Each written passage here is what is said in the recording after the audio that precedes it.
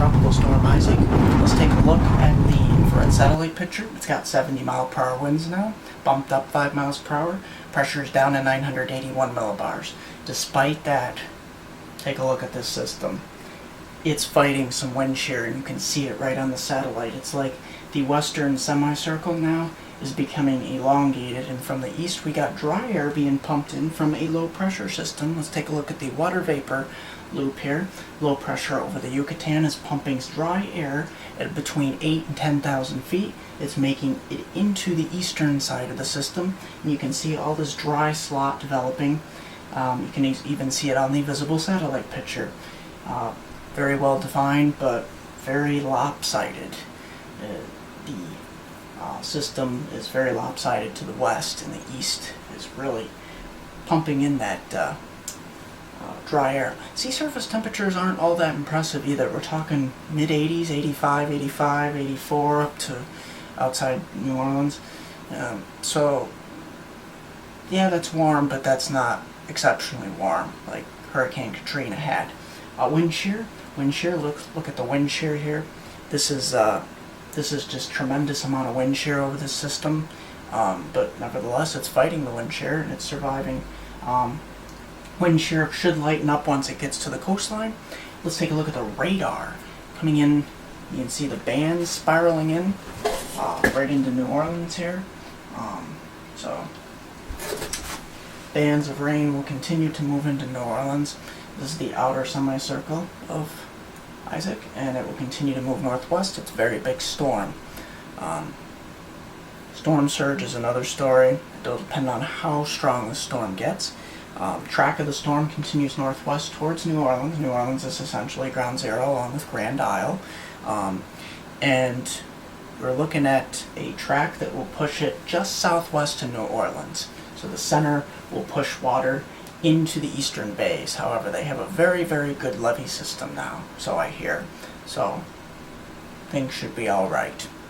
As far as rainfall, this is a tremendous amount of rainfall. Spaghetti models tightly clustered around southeast Louisiana and heading up through the Mississippi Valley, River Valley.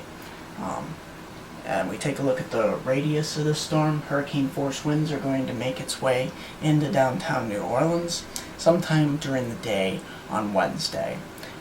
As far as the how close this track is, for intensity, we got ship's model bumping it all the way up to 90 knots, which is borderline category 1/2. It's 100 to 105 mile per hour winds.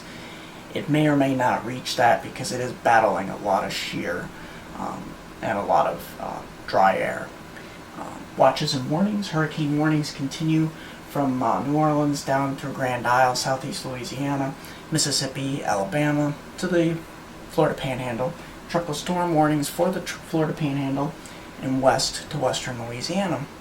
And as far as the flood threat, this system is taking a very similar path once it reaches New Orleans to slightly similar to Tropical Storm Lee did. Lee made landfall just west of New Orleans and headed up through the Appalachians, just between the Appalachians and the Ohio Valley. This system is going to, if we take a look, by the time frame of Labor Day, it's going to continue to move up the Ohio Valley, Mississippi Valley, then the Ohio Valley. Spaghetti models bend it more towards the northeast. Pittsburgh up through Harrisburg, Scranton, Syracuse, Albany, Binghamton. These areas could see some heavy rain out of this system come Labor Day, and it will all depend on the interaction of the two fronts that will be draped across the Great Lakes and another front across the Mid-Atlantic states. And these interactions with the front and whether it gets strong Gulf moisture, which it most likely will, but will it get Atlantic moisture as well from one of the fronts? That remains to be seen, but we still have time to work out the models. Nevertheless, if you have interest in this region, any of these regions concerning near bodies of water, creeks, rivers, streams, lakes, keep an eye on the situation just as the people in New Orleans are, because New Orleans, yes, it's going to get hit by a hurricane.